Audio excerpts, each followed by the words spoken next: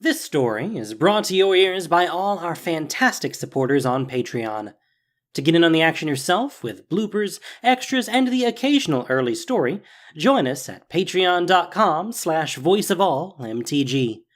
We'd like to thank our newest patrons, Joey Quinones, the Commander in MTG podcast, hey guys, Henry Stukenborg, and Andrew Good for already donating.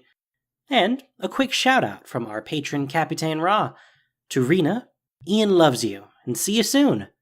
For more stories, or just to chat, visit voiceofallmtg.com. And now, Voice of All presents Unkindness of Ravens, a story by James Wyatt. Episode 3 of our prologue to the battle for Zendikar. Liliana Vess is perhaps the most powerful necromancer in the multiverse. But her life has been haunted by mighty entities that seek to control her. The dragon planeswalker Nicol Bolas, the 4 demons she bargained with to gain her power, and the mysterious Chain Veil have all exerted their powerful influence over her, leading her down paths of betrayal and murder. And the meddling of an even more enigmatic figure, the Raven Man, led to the death of her brother and the ignition of her planeswalker spark. Her every effort now is directed toward seeking her freedom, with slaying her demon masters and breaking the hold of the Chain Veil at the top of her list. But while she focuses on these masters, the other forces pulling on her won't simply leave her alone. Liliana Vess waded into the teeming streets of Ravnica's elegant 2nd District. She strode through the crowd, which parted like water around her. She adjusted the top of one long glove, and the croak of a nearby raven just barely touched her awareness over the din of the crowds. The crowds of people in the city, and the crowd of spirits pressing at her thoughts. Did Jace hear them? It was hard to imagine that he hadn't. The Onake spirits were a constant hubbub in her mind, and Jace's telepathic abilities had surely picked up on the noise. But he'd given no indication that he had discerned their presence, or indeed that he had any idea what the Chain Veil was doing to her. Do I have any idea what this thing is doing to me?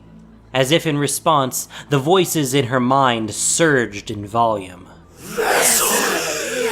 Destruction.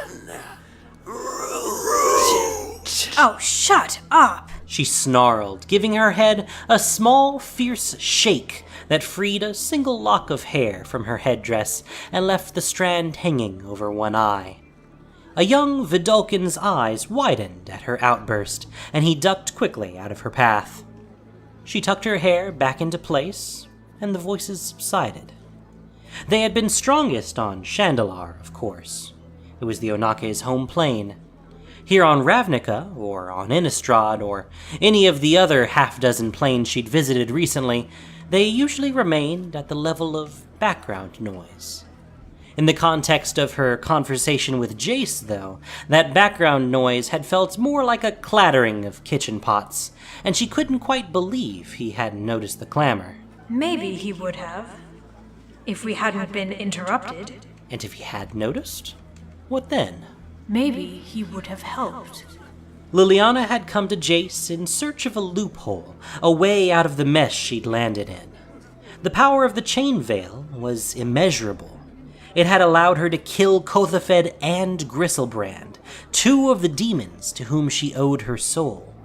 Part of the pact she'd made to regain some of the godlike magic she had lost with the Mending. But in the process of trying to free herself from one bargain for power, she had unwittingly entered into another. The Chain Veil's magic came with a cost, a terrible toll on both her body and her mind. In desperation, she had taken it back to Chandalar and tried to leave it there. But she found that she couldn't. It was bound to her, and her to it. There has to be a way out. Jace was supposed to help her find it, some way for her to continue using the chain veil without being enslaved by it and the spirits it carried. Jace was nothing if not clever, and if the veil had some kind of hold on her mind, she felt confident that he could help her break it. Instead, Jace had asked her for help after that soldier Gideon showed up. She scoffed aloud at the thought, drawing startled glances from the people around her. A well-dressed merchant met her gaze, then blanched and lost himself in the crowd. A goblin found himself squarely in her path and scurried quickly away, not daring to look up at her. And a raven, perched on a wall nearby, fixed a glossy black eye on her.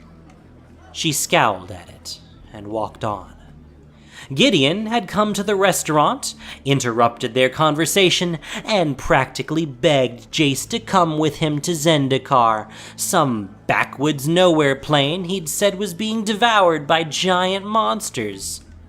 Liliana had almost laughed him out of the building, as if she or Jace could bother with such a place. As the living guildpat, Jace had Ravnica to worry about after all. And besides, he was going to help her. But he hadn't. Instead, he had agreed to help Gideon. I know you'll do the right thing, Gideon had said, and Jace fell for it. And then he'd been ridiculous enough to ask Liliana to come with him. She scoffed again at the thought of it. Then a sort of weight settled in her chest, and she frowned. She and Jace had shared some good times, had some fun together, and seeing him again had conjured up some surprising feelings. They had shared a house and a bed in one of Ravnica's poorer districts.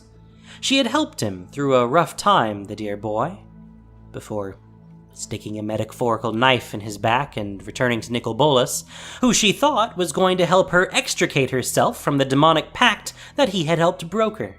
What if this time could be different? What if I went with him and helped him? Maybe they would have some more good times. Maybe she could enjoy his company, even if it meant putting up with Gideon's self-righteous arrogance. He's almost as bad as an angel. I know you'll do the right thing, indeed.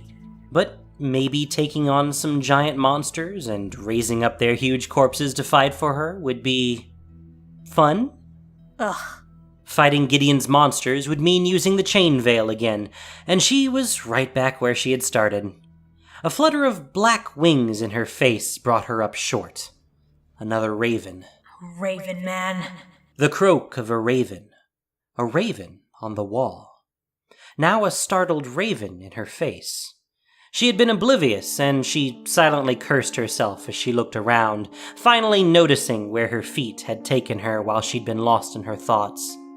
She stood at the edge of a small, deserted courtyard. An old fountain, dry and crusted with line, provided a perch for fully a dozen ravens, each cocking its head to turn an eye toward her. More of the birds hopped over the cracked cobblestones or flapped from roof to roof on the buildings surrounding the yard. One bird, stretching tall from its perch atop the fountain, uttered a short series of knocking sounds, then snapped its beak at her. All right, Raven Man. Enough of your games. All at once, the ravens perched on the fountain sprang into the air in a flurry of beating black wings. They formed a churning cloud of feathers and harsh calls just above the cobblestones. And then the Raven Man stepped forward from their midst, and the birds were gone. Liliana clapped her hands slowly and drawled, Oh, well done. Do show me another trick. He looked no different than when she had first met him back home among the trees of the Caligo forest. The intervening centuries had left no greater mark on him than it had on her own features. Garbed in black and gold, with white hair and golden eyes, he seemed as much a vision from her past as a living man. But he reached out and placed a very solid hand on her shoulder. You need help. Liliana shrugged his hand off her shoulder and moved a step farther away from him. No encounter with the Raven Man had ever ended well for her, or for those she loved. And I suppose you're here to offer it? Would you accept it if I did? Of course not. I don't think you know how to accept help. He stepped closer again. I don't need it. She planted a hand on his chest and pushed him 2 steps back. Everything's under control. Ah, I see. He looked amused, and a sudden desire to blast the ridiculous smirk from his face seized her. So, what is your next move? Scouring you from the earth and turning you and your little bird friends into my zombie minions. Tell me why I shouldn't do it. You make it sound so easy. He shrugged. Maybe you should. It would be easy. It would be easy because of the chain veil. She could already feel its power surging up in her, as if it were anxious to be put to use. And with it, the Onake voices grew louder in her mind. She turned away from him, shaking her head to clear them away. She felt his breath on her ear. Turning your back on an enemy, Liliana Vess. Something pricked through her gown in the small of her back. He held a dagger. I don't fear you. A ring of darkness burst out around her, driving the Raven Man back. Of course you do. She wheeled around to face him again. Who are you? You're a planeswalker. I met you on Dominaria, on Chandalar, and now here. You're a shapeshifter, obviously, and you spoke to me with the mouth of a corpse on Chandalar. What are you? His lip curled into a smile more cruel than amused, but he said nothing. You spoke of the chain veil as though the whole thing were your idea. You cultivated the root of evil, the veil of deceit, the vessel of destruction. As she said the words, the Onake spirits echoed them in her mind, with hissing whispers that resounded like the inside of a mausoleum. But Korthovet sent me to fetch the chain veil for him. Yet you did not return it to him. I run errands for no one. Did you somehow give the demon the idea of sending me after it? You certainly planted the seed of his destruction if you did. You are the vessel for a much greater destruction than that. His words sent a cold prickle running down her back, but she stepped closer to him with a sly smile. Oh, yes. I bring destruction wherever I go. Which brings me back to my earlier question. Why again should I not destroy you right now? What about your own destruction? She scowled. What are you talking about? In her darkest moments, she had begun to fear that the chain veil did carry the seeds of her own destruction, that after fighting so long and so hard to avoid death, she had taken it into herself. But she wasn't going to admit that fear to the Raven Man, or indeed show him any fear at all. Look around you, Lily. Don't call me that. Death is staring at you from every side. She did glance around without meaning to.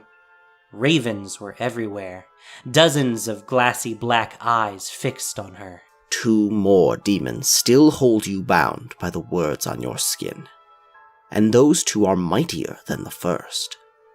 The veil you wear so brazenly at your hip takes more and more of your strength every time you use it, but without it, your demons will tear your heart from your chest. I haven't had a heart for a very long time. An unwanted memory of Jace flitted through her mind. And that's not all. The beast mage you cursed is still hunting you, killing more and more planeswalkers as he searches for signs of your passage. Even your beloved Jace is inviting you to your death. She opened her mouth to retort, then closed it again, furrowing her brow. Oh, so shall we add Mind Mage to your list of accomplishments? Get out of my head, Raven Man. There's no room for one more. Every side. Yes, well, I'm quite accustomed to the presence of death. You're accustomed to murder. You're accustomed to corpses that are bound to your will. You're accustomed to using death as a weapon. But death is coming for you, Lily. Death you can't control. It is growing inside you, and there is nothing you can do. There is always... She lifted her hands, and a blinding flare of purplish light streaked out from her. Her hands, her eyes, the glowing whorls and writing engraved on her skin, and the little skull-shaped beads that adorned the chain veil, to engulf the Raven Man in a conflagration of magic. Something to do. Dead ravens and tattered feathers littered the cobblestones where the Raven Man had stood. A flurry of wings beat the air right behind her, and she whirled to see him emerge from another cloud of birds, his dagger bared. She grabbed his wrist and tugged at the vital energy that pulsed in his veins. The blade clattered to the ground as he dissolved again into a dozen croaking ravens, their wings battering her face and arms. Her hand gripped a single dead bird. Fine. I can make my own flock. The bird in her hand squirmed and wriggled free, now a tiny zombie bound to her will. Around the courtyard, more zombie ravens lifted themselves off the stone, hopping and fluttering toward her. When another cluster of living birds began to form, her own little minions threw themselves into it, tearing with sharp claws and heavy beaks to rend the living flesh. She thought for a moment that she saw the Raven Man start to emerge from the frenzy, but he threw up his hands and was gone. A mere handful of ravens escaped the fray, fluttering high above the buildings and scattering to the winds. Liliana felt a trickle run down her shoulder. Looking down at her skin, she saw blood welling up in all the places where the purplish lines of her demonic contract were fading from view. Just tiny pinpricks of crimson. But then she had barely tapped the full power of the chain veil. She sat down on the edge of the fountain to catch her breath and gather her thoughts. It was true. She was trapped. If she continued using the chain veil like this, it might drain the life out of her by the time she killed her 2 remaining demons. If she tried to face her demons without the power of the chain veil, they would tear her apart.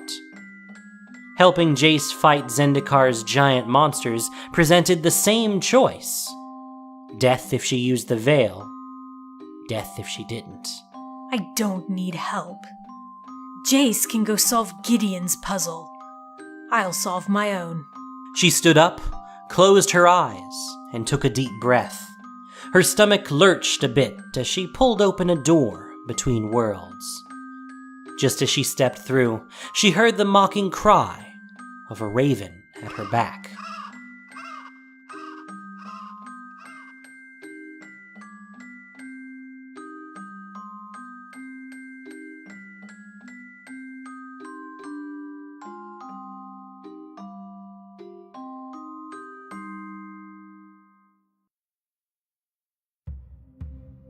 Thank you for listening to this production of Voice of All.